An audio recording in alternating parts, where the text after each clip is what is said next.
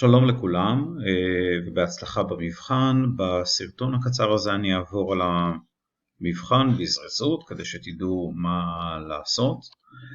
למבחן יש 4 חלקים. בחלק הראשון שאלות אירוע, כפי שאתם רואים יש 2 שאלות, צריך לענות על שאלה אחת, ובכל שאלה שאתם בוחרים יש 2 סעיפים, צריך לענות על 2 הסעיפים. לכל סעיף 13 נקודות. עונים בצורת צצה, ציין, הצג, צטט, הסבר. בחלק השני של המבחן יש לכם שאלות ידע מורכב. צריך לענות על 2 שאלות.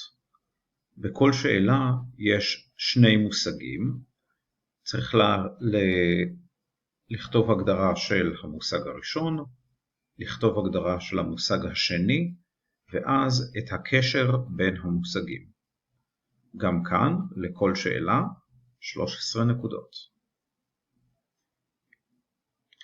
החלק השלישי הוא חלק של טקסט.